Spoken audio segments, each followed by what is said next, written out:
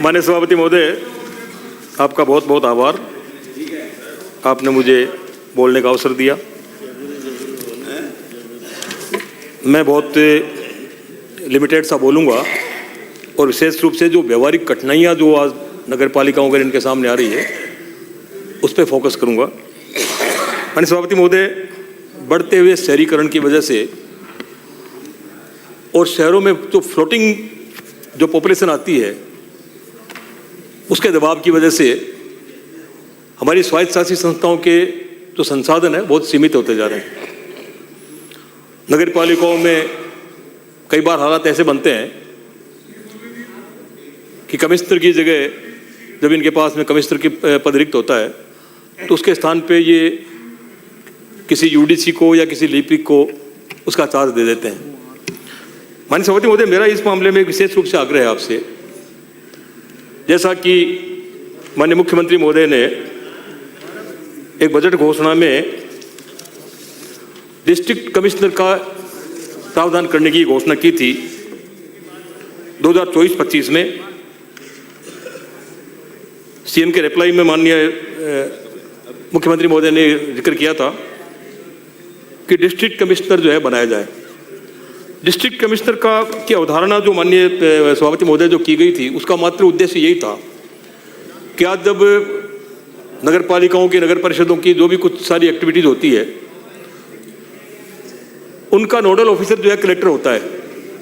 Collector के पास में जाकर के उनको बार बार जो है बैठना पड़ता है, मीटिंग करनी पड़ती है और कई बार किसी प्रोजेक्ट पे डिस्कस करने के लिए कलेक्टर को जब समय नहीं होता, क्योंकि कलेक्टर के पास में ऑलरेडी इतने काम होते हैं, वो समय नहीं दे पाता है और समय जब नहीं दे पाते हैं तो कई बार हमारे प्रोजेक्ट्स भी काफ़ी डिले होते हैं।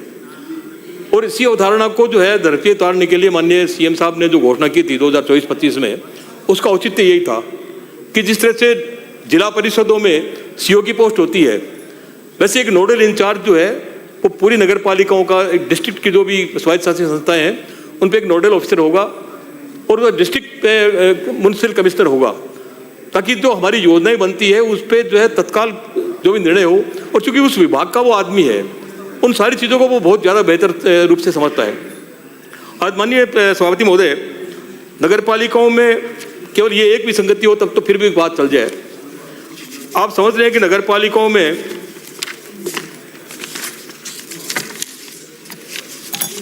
जो कर्मचारी जो है 18/1/89 का एक निर्णय राज्य सरकार ने लिया था कि राज्य सरकार के जो कर्मचारी हैं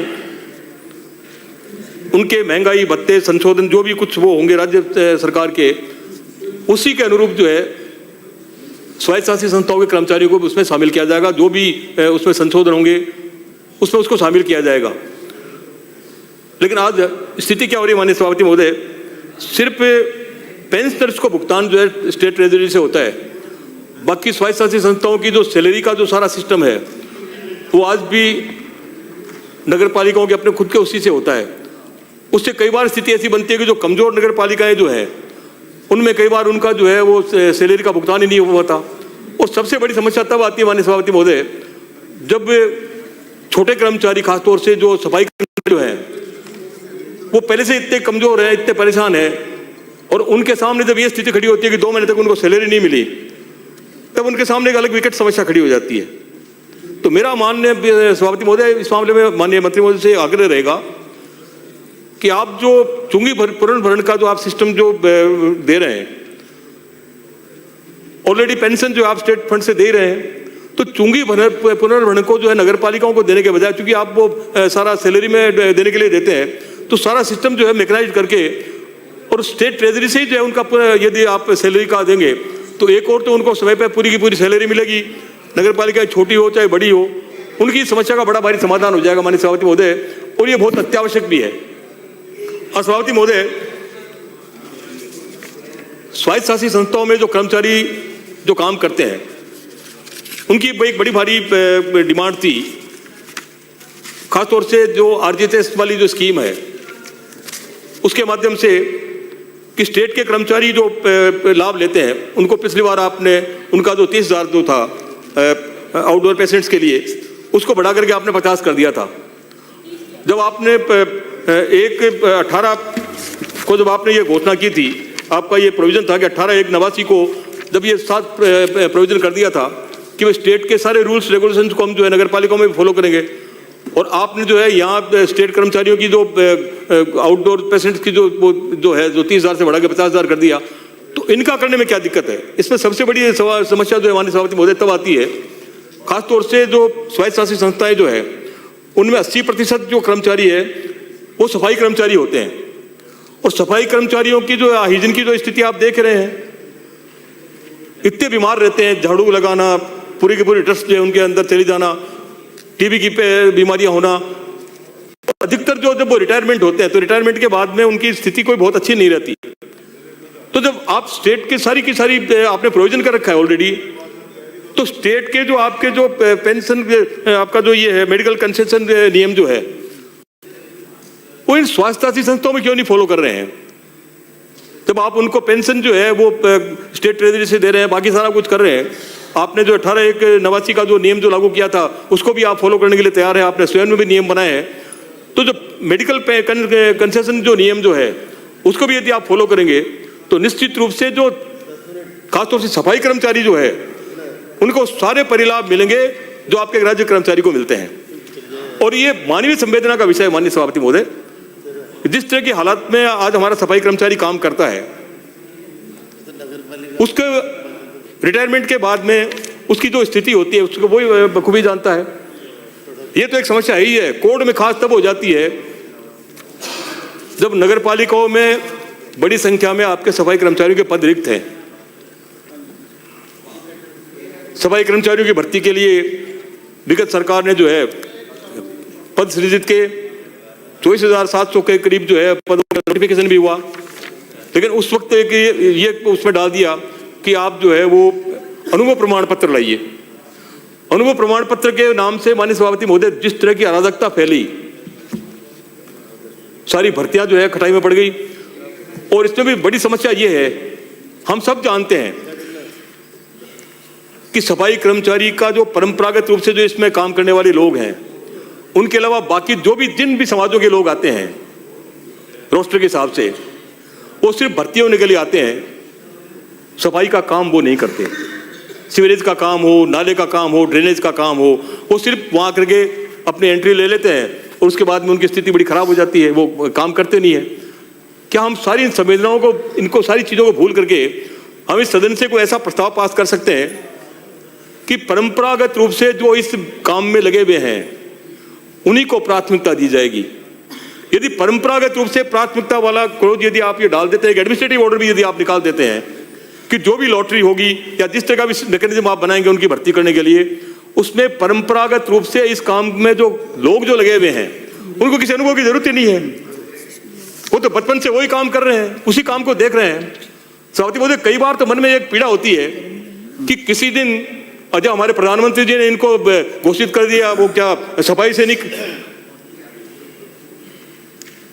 इनके जो है चरण भी धो लिए, तो मुझे लगा भाई अब इनके चरण धो लिए तो निश्चित रूप से इनका तो उद्धार हो ही जाना है। वो क्या फोटो सेशन था? प्रधानमंत्री जी ने जिनके चरण धो लिए, पूरे देश में जो है उसका वो एक फोटो छप गया कि साहब प्रधानमंत्री जी ने वाल्मीकि समाज के उस व्यक्ति के चरण धो लिए, अब तो निश्चित रूप से इनका उद्धार हो जाएगा। आज आपको पता है माननीय सभापति महोदय, जहां पद रिक्त चल रहे हैं वहां इनको संविदा पे नौकरी देते हैं आप, और संविदा पे आज इनको क्या मिलता है वो आप अंदाजा लगा लें।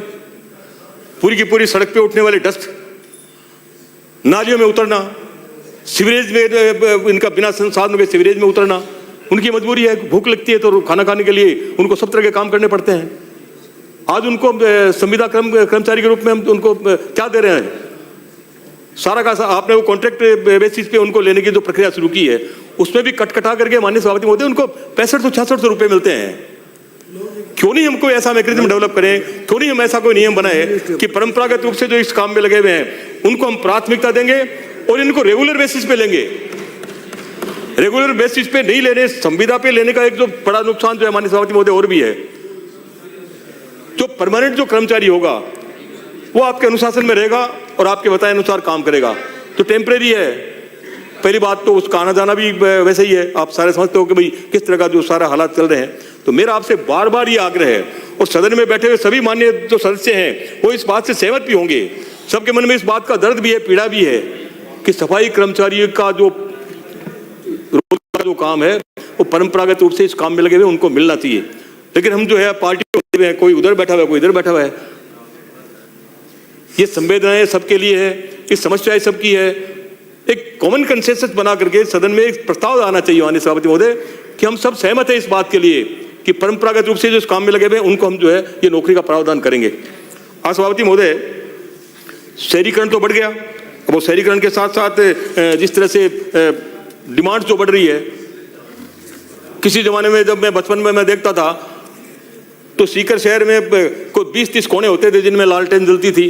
एक आदमी आता था, तेल डालता और 12-1 बजे के बाद वो चिमनी बंद हो जाती, बात खत्म हो जाती। आज किलोमीटर्स में लाइट की व्यवस्था की हुई है और लाइट का जो खर्चा आ रहा है माननीय सभापति महोदय वो इतना ज्यादा आ रहा है। पहले आपने प्रोविजन किया था कि जो इलेक्ट्रिक सेस में जो पैसा लगता था उसमें आप पुनर्भरण करते थे, उसके बाद आपने वो बंद कर दिया। मेरा आपसे विशेष आग्रह है सभापति महोदय, माननीय मंत्री महोदय को निवेदन करना चाहूंगा कि खासतौर से स्ट्रीट लाइट का जो है वो पूर्व में जो आप समायोजन करते थे आपके बिजली के बिलों में, उसी तरह से वो सेस को जो आप समायोजन करके इस पे जो नगर पालिकाओं में जो बहुत खर्चा बढ़ रहा है, किलोमीटर्स में जो है लाइन चलेगी और उसका समाधान एक ही मात्र बचता है कि उस पैसे को जो है आप यहाँ पे इसमें यदि सेस के माध्यम से और इसमें समायोजित करेंगे तो काफी बड़ा जो है उनको रिलीफ मिल जाएगी। सभापति महोदय, मैं सीकर जो नगर परिषद जो है वो शिक्षा के रूप में आप जानते हैं कि पूरे देश में काफी आगे बढ़ा है और उसी को ध्यान में रखते हुए माननीय प्रधानमंत्री जी की एक स्कीम थी माननीय मंत्री महोदय, अफोर्डेबल हाउस की। और अफोर्डेबल हाउस एज में जो है वो आपने बिल्डिंगें बना ली 12-12, 13-13 फ्लोर की। अनहोनी किसी दिन भी होने की हो सकती है सभापति महोदय। किसी दिन यदि कोई अग्नि का कोई कांड हो जाए तो हमारे पास में जो है वो लेडर मशीन नहीं है, हम कैसे उसकी सुरक्षा कर पाएंगे। इसी भावना को ध्यान में रखते हुए माननीय मुख्यमंत्री महोदय ने 2025-26 में बजट पेरा संख्या 6 में सीकर में जो है एरो हाइड्रोलिक लेडर प्लेटफॉर्म की जो है घोषणा की थी। लेकिन आज भी वो घोषणा ही है। सीकर के सारे हालात को देखते हुए, हाई राइज बिल्डिंग को देखते हुए सभापति महोदय विशेष आग्रह है मेरा आपसे, माननीय मंत्री महोदय, जो व्यवस्था की गई थी उसकी उस वक्त जिस सोच के साथ और जिस चिंतन के साथ में की गई थी कि हाई राइज बिल्डिंग के लिए बहुत जरूरी है, तो मेहरबानी करके वो दिलवाइए ताकि इस समस्या का समाधान हो। सभापति महोदय, आज आप समस्या तो बहुत छोटी सी है और जब हम इस पे चिंता करते हैं तो सारा सदन जो है इस तरह से व्यथित हो जाता है कि गौ माता गौ माता गौ माता। उसकी हकीकत में हालत क्या हो रही है? शहरों की समस्या समझिए आप। शहरों में जो भी आपके जो बेसहारा जो पशु है, खासतौर से नंदी, वो शहर में नहीं होते, बाहर से लाए जाते हैं। उनको रात में कभी अंधेरे में और कोई वो मिनी ट्रक आता है उसमें 20 को छोड़ जाता है, कभी 10 को छोड़ जाता है। और हालत ये है कि हम जो है नंदीशालाओं में उनको डालते रहते हैं लेकिन फिर उतने के उतने बढ़ जाते हैं, फिर डालते रहते हैं, फिर उतने के उतने बढ़ जाते हैं।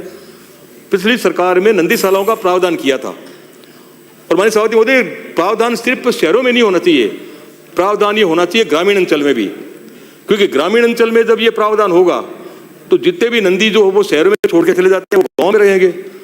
और शहर की जो नंदीशालाएं जो है उनको स्ट्रेंथन करने के लिए खासतौर से जो आपका मुख्यमंत्री शहरी रोजगार जो योजना है उसे यदि आप उसमें उसको जोड़ देंगे तो शहरों में जो नंदीशालाओं में जो कर्मचारियों के अभाव की वजह से, खासतौर से जो गौशाले संचालित करते हैं, वो कर्मचारियों के अभाव की वजह से उनको पूरी तरह संभाल नहीं पाते।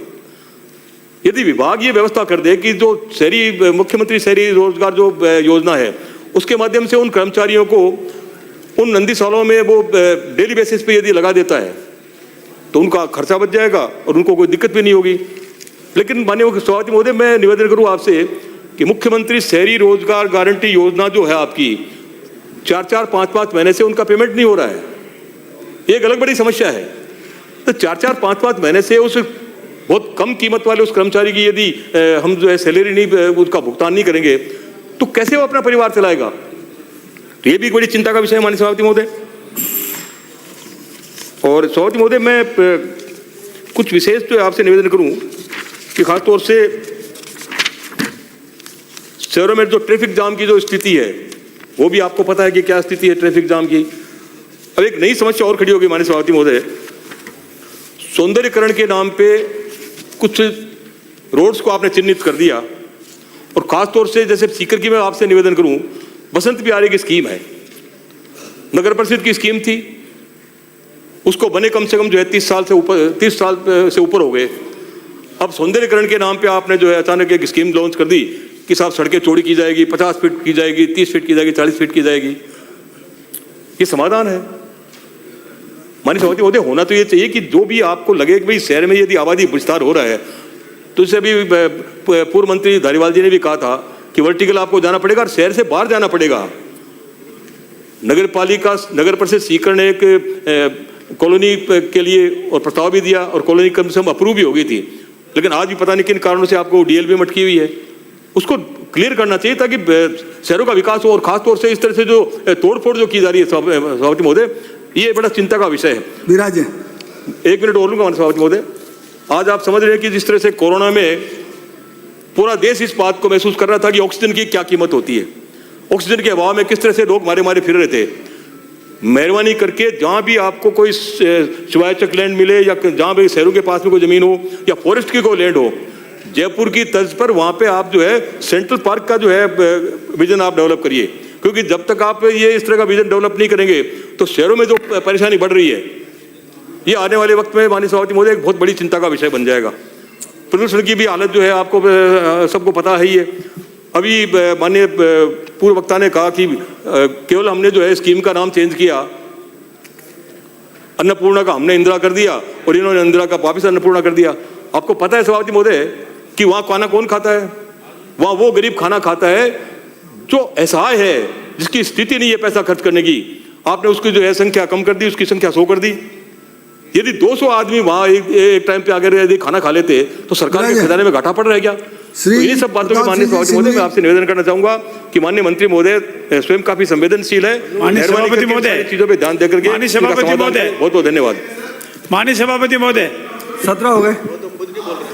माननीय सभापति महोदय